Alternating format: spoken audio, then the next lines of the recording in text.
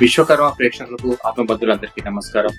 సమాజ వేదిక ఛానల్ ఆధ్వర్యంలో జగిత్యాల జిల్లా సంబంధించినటువంటి అభ్యర్థులతో ప్రత్యేకమైనటువంటి లైవ్ ఇంటర్వ్యూకి మనం చేయబోతున్నాం. సో ఇంటర్వ్యూ ఉద్దేశం ఎవరికి మద్దతు ఇవ్వడం కాదు, అభ్యర్థుల ఆలోచనలు, కార్యాచరణలు, ప్రణాళికలు మరియు స్వర్ణకాలు అభివృద్ధికి వారు చేయబోయే కార్యక్రమం సభ్యులను తెలియజేయడమే మా యొక్క లక్ష్యం. ఈ ఆహ్వానం స్వీకరించి పాల్గొన్న అభ్యర్థులకు ధన్యవాదాలు.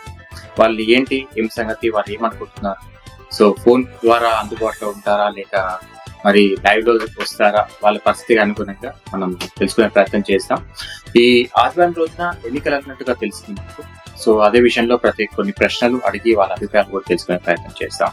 సో మరి లైవ్ కాల్ వెళ్తాం. జగిత్యాల పట్టణ స్వర్ణకార సంఘం అధ్యక్షుడిగా, సంఘం అభివృద్ధి ధ్యేయంగా సంఘం కోసం అహర్నిశలు కృషి చేస్తామంటూ ఒక అధ్యక్షులు ఉన్నారు. ఆయన గారే గన్నివరం బుచ్చయ్య గారు. ఆయన గారు డంకా గుర్తుతో ఆయన గారు అభ్యర్థుల పోటీలో రాబోతున్నారు. సో ఆయన గారు సంఘానికి సేవ చేయాలని ఏ విధంగా వస్తున్నారు, అసలు ఏం చేయాలనుకుంటున్నారు, ఆయన మాటల్లో విద్దాం. మనం జూమ్ లైవ్ కాల్లో మనకు వచ్చేసారు ఇప్పటికే. సో అన్నగారు నమస్కారం, స్వాగతం సుస్వాగతం సమాజ వేదిక ఛానల్ ఆధ్వర్యంలో. నమస్తే. సో మీరు మీ యొక్క మేనిఫెస్టోలు చూసాము. మేము జగిత్యాల పట్టణానికి రాలేదు, ఒకరోజు తప్పకుండా వస్తాము. మీరు చేసిన అభివృద్ధి, చేసిన హాలు, చేసినటువంటి 1200 మంది మన విశ్వకర్మ స్వర్ణకార సోదరులు, మన వాళ్ళు చూసే అవకాశాన్ని కూడా మీరు కల్పిస్తారని, భవిష్యత్తులో ఎవరుంటే వారు కల్పిస్తారని అనుకుంటున్నాను. సో అదే విధంగా మీరు మిమ్మల్ని కలవడం ఇదే మొదటిసారి, ఇంతకుముందు ఎప్పటి కలవలేదు. సో మీరు ఈ యొక్క ఇంటర్వ్యూ ఛానల్ ఎవరిని మద్దతు ఇవ్వడం కాదు, అభ్యర్థుల ఆలోచనలు, కార్యాచరణలు, ప్రణాళికలు, స్వర్ణకార అభివృద్ధికి వారు చేయబోయే కార్యక్రమాలు సభ్యులకు తెలియచేయాలి అనే ఉద్దేశంతో మీ దృష్టికి నేను రావడం జరిగింది. సో దాంతో పాటు ఆహ్వానాన్ని మన్నించి స్వీకరించి నందుకు ధన్యవాదాలు అన్నగారు. ఇక మీరు సంఘం గురించి ఎందుకు వచ్చారు, ఇంతకుముందు ఏం చేశారు, మీ సంఘం గురించి మీ యొక్క పరిచయం మా ప్రేక్షకులకు తెలియజేయండి, ఇంటి పేరుతో సహా. నా పేరు గన్నేరవరం బుచ్చయ్య, మాది జగిత్యాల విద్యానగర్.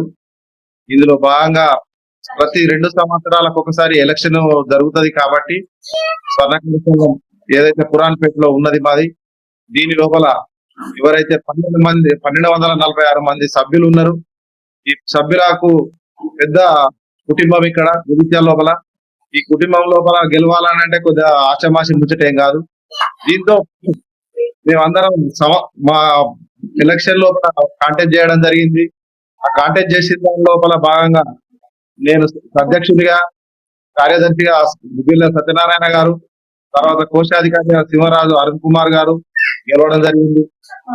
దీంతో పాటు అభివృద్ధి కార్యక్రమం ఏదైతే మాకంటే ముందు తరం చేసిన ఎవరైతే వ్యక్తులు ఉన్నారో వాళ్ళతో పాటు ఎప్పుడు కూడా సంఘ భవనం లోపల సంఘాలలో బడ్జెట్ అనేది ఎప్పుడు కూడా లేకపోయింది. మేము ఎక్కినప్పుడు కూడా ఎలాంటి బడ్జెట్ మాకు ఇవ్వలేకపోయారు. దాంతో పాటు మేము ఈ సంఘం ఇట్లా కుంటుపడిపోతే రేపు రానున్న యువతకు మనం ఇదే సంకేతం పోతుందనే ఉద్దేశంతో, దీన్ని ఒక డెవలప్మెంట్ కు తీసుకురావాలనే ఉద్దేశంతో మేమందరం కలిసికట్టుగా, మా బాడీ ఏదైతే ఉన్నదో అందరం కలిసికట్టుగా మొత్తం పైసలు అమాసరుకు వసూలు చేసుకుంటూ తోచిన వారికి తోచినంత మన ఏదైతే రూపకంగా పైసలు ఇచ్చారు. వాటితో పాటు అన్ని రకాల కార్యక్రమాలు చేసుకుంటూ 2 సార్లు వినాయక చవితి, తర్వాత 2 సార్లు మన విశ్వకర్మ జయంతి, ఇవన్నీ చేయడం జరిగిందన్న. దీంతో పాటు ఒక 10 లక్షల రూపాయలు కూడా మాకు గవర్నమెంట్ ఇవ్వడం జరిగింది. దాంతో పాటు మీద స్వర్ణకార సంఘం భవనం మీద స్లాబ్ వేయడం జరిగింది. ఇంకేమైనా ఫండ్స్ అంటే దాన్ని చిన్న మినీ ఫంక్షన్ హాల్ చేద్దామని అనుకున్నాం. కాకపోతే ఏ ఫండ్స్ కూడా రాలేకపోయింది.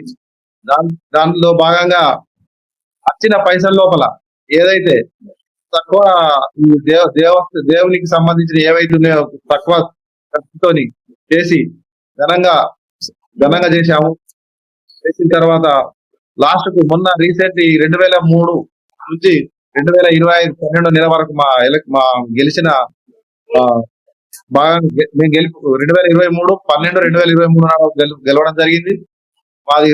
మాది కూడా మళ్ళీ ఏదైతే ఉన్నదో కాల పరిమితి అయిపోయింది. ఈ కాల పరిమితి అయిపోయిన తదుపరి సంఘ ఏదైతే జనరల్ బాడీ మీటింగ్ పెట్టేసి ఆ మీటింగ్ లో కూడా మేము చేసిన కార్యక్రమాలు కూడా కొన్ని చెప్పడం జరిగింది.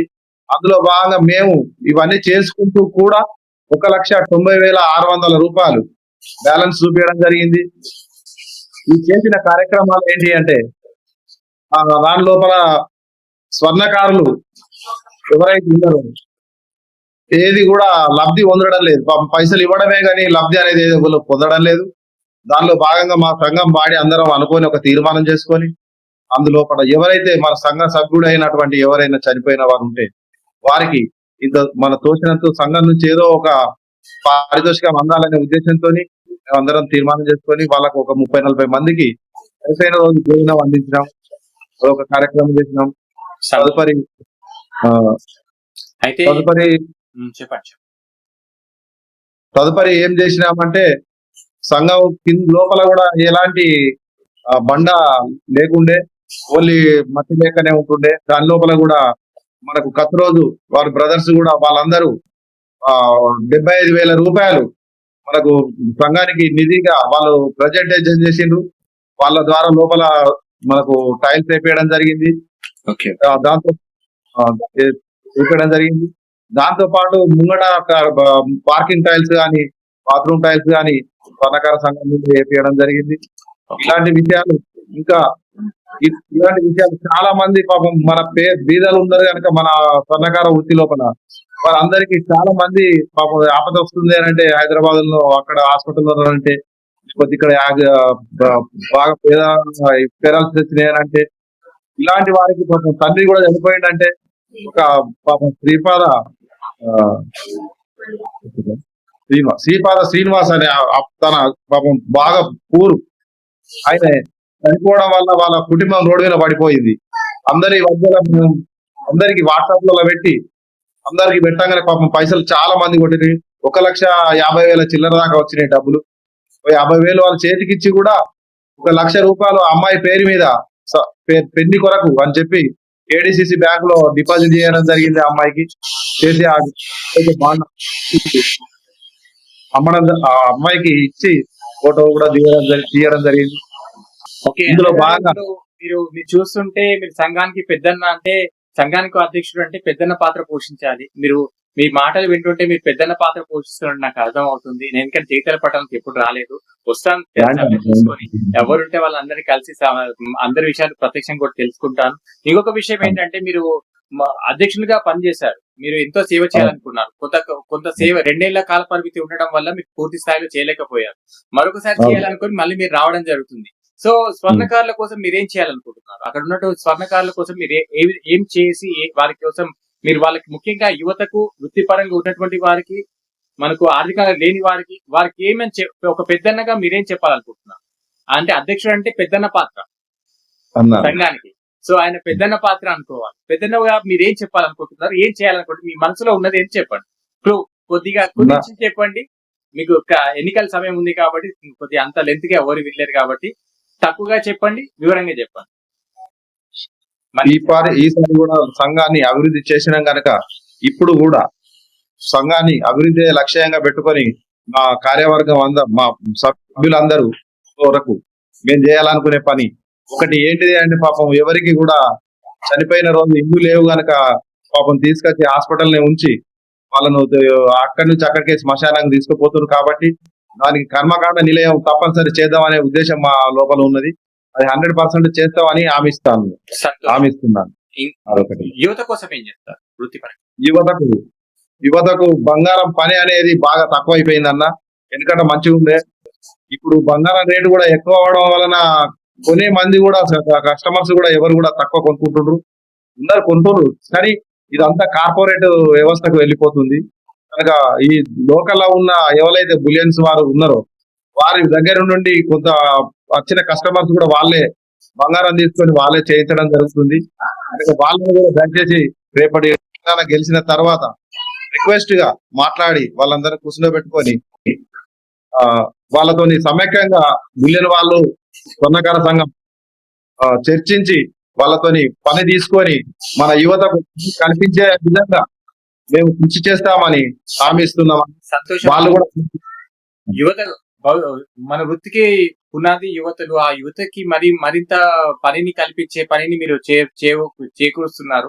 వారి నేటి తరానికి వారి నాంది కాబట్టి వాళ్ళను ప్రాధాన్యత తీసుకున్నందుకు ధన్యవాదాలు. అలాగే యువకులకు స్కిల్ డెవలప్‌మెంట్ లాంటి కార్యక్రమాలు ఏమైనా చేయాలనుకుంటున్నారా?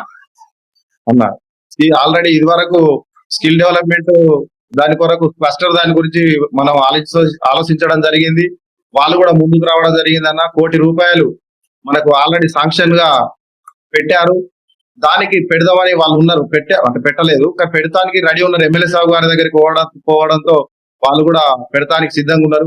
కాకపోతే నుండి ఒక కొంత ఏమో ఒక 5,000, ₹10,000 అన్ని జమ చేస్తే ఒక 20 లక్షలు, 20 లేకపోతే 10 లక్షల మనం పెట్టాలి. మనం కూడా పెడితే ఆ ₹1,00,000 మనకు ₹1,00,00,000 ఫండ్స్ మనకి ఇస్తామని కూడా హామీ ఇచ్చారు. కాకపోతే దీనికి ప్రణాళిక నడుస్తుందన్న ఇప్పుడు ప్రజెంట్. దాన్ని కూడా అమలు చేసేందుకు మేము సిద్ధంగా ఉన్నామన్న. అమలు చేపిస్తాం. సంతోషం. మీరు అక్కడ ఉన్నటువంటి యువతకు మనకు సబ్సిడీలు రావాలంటే ముందస్తుగా మనం డిపాజిట్ చేయాల్సిన అవసరం ఉంటుంది.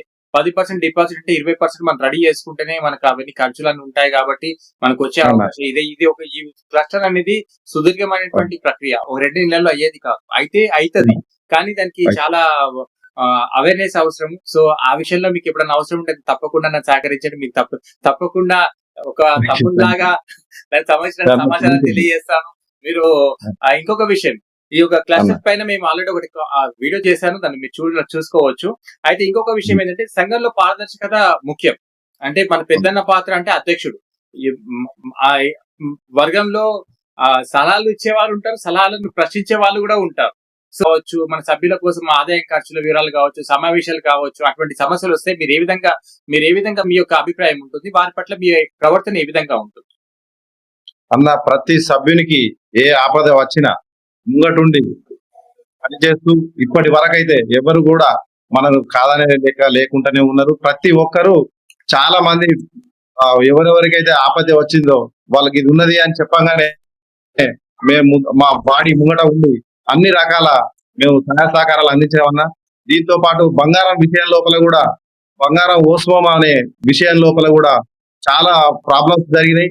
ఆ జరిగిన దాని లోపల కూడా చాలా మంది నష్టపోయారు. మన స్వర్ణకారులు నష్టపోయారు.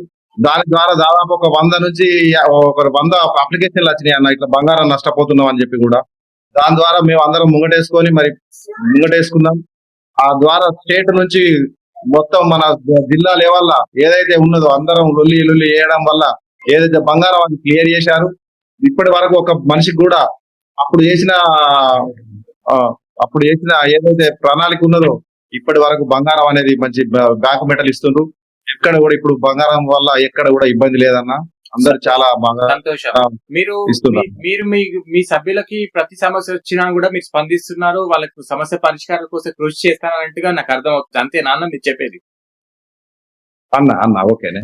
ఓకే, ఈడ కూడా ఉంటుంది, వెలుగు కూడా ఉంటుంది. అదే విధంగా మన స్వర్ణకార సంబంధించిన విభిన్నమైన అభిప్రాయాలు ఉంటాయి. సో ఈ విభిన్నమైనటువంటి అభిప్రాయాలకు, వారి యొక్క ఆలోచనలకు మీకు వాళ్ళిద్దరు ఎందుకు ఓటు వేయాలి, మీరు వారికి చివరిగా ఏం చెప్పాలనుకుంటున్నారు అది చెప్పండి. ప్రతి సభ్యునికి ఇది మీరు ప్రత్యక్షంగా ఇస్తున్న హామీ అనుకోండి. ప్రతి సభ్యునికి పేరు పేరున నమస్కారం తెలియజేస్తూ, ఈ రోజు జరిగే ఎన్నికల్లో భాగంగా ఈసారి ఇంతకు ముందు చేసిన నేను అధ్యక్షునిగా చేశాను. మరి నన్ను మీ అందరి దయాకృప వల్ల నన్ను ఒకసారి అభినంది గెలిపిస్తే మీ అందరికి ఏదున్నా ఎల్లవేళలా తోడ్పడి ఉంటానని కోరుకుంటూ, నాకు నా ఓటు వేసి గెలిపించి మీ ప్రతి విషయం లోపల ఏది మీకు ఏ సమస్య వచ్చినా తప్పనిసరి ముందుండి నేను మీ అందరిని ముందుకు తీసుకుపోతానని హామీస్తున్నాను. డంకా గుర్తు పెట్టుకున్నారు. ఆ డంకా 3వ నంబర్ అన్న మీది? అన్న నాది డంకా గుర్తు 3వ నంబర్లు ఉన్నది. ఆమె 5గురు పోటీ చేసేది అన్న. మా విశ్వకర్మ భగవంతునికి మనం పూజ చేసినప్పుడు డంకా నాదంతో ఆరంభిస్తాం. మీరు డంకా గుర్తుతో ముందుకు వస్తున్నారు, సంతోషం.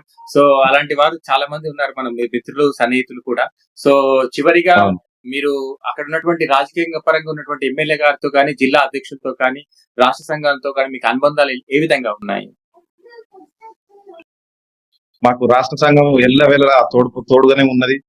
వాళ్ళు ఎప్పుడు కానీ మనం ఫోన్ చేయగానే మాకు అన్ని రకాల మాకు ఏది చెప్తే అది సవలతుగానే ఉన్నారు అన్నయ్య. రాష్ట్ర సంఘంలో మాకు ఇబ్బంది ఏం లేదు. జిల్లా సంఘం జిల్లా సంఘం కూడా జిల్లా సంఘం కూడా వాళ్ళు కూడా ఎల్లవేళన మాకు తోడుగానే ఉన్నారు.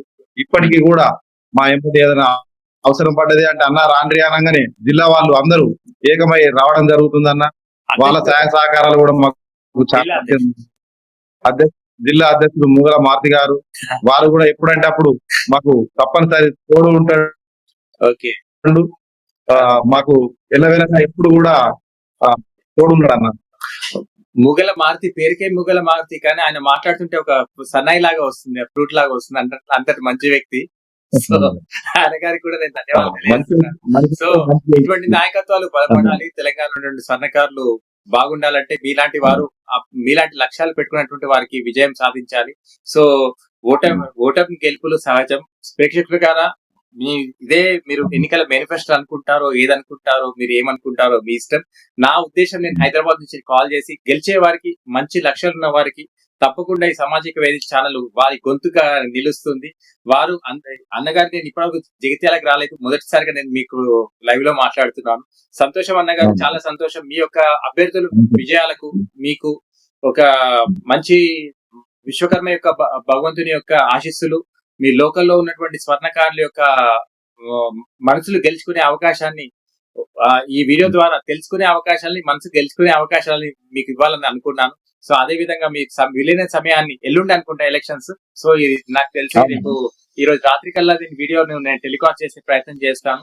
సో కాబట్టి ఈ ఇంతటి విలువైన సలహా సూచనలు ఇచ్చినందుకు ప్రత్యేకంగా ధన్యవాదాలు తెలియజేస్తూ 33 జిల్లాల పర్యటన మేము ప్రారంభించాము. సో 33 జిల్లాల పర్యటనలో భాగంగా హైదరాబాద్, రంగారెడ్డి అయిపోయింది. అదే విధంగా మెదక్ జిల్లాలో కూడా మొన్న అయిపోయింది.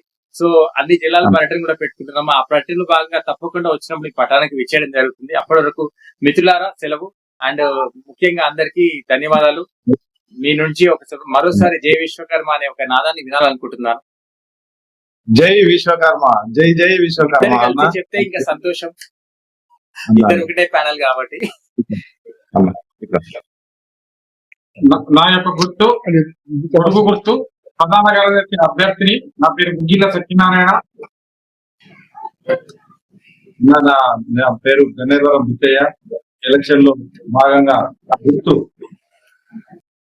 డంకా గుర్తు, దానికి డంకా గుర్తు ఓటు వేసి అందరూ నన్ను మనస్ఫూర్తిగా గెలిపించాలని కోరుకుంటున్నాను. జై విశ్వకర్మ, జై విశ్వకర్మ, జై విశ్వకర్మ, జై జై విశ్వకర్మ. విశ్వకర్మ ఐక్యత వర్ధిల్లాలి, విశ్వకర్మ ఐక్యత వర్ధిల్లాలి. జై విశ్వకర్మ, జై జై విశ్వకర్మ. థ్యాంక్ యూ అన్న.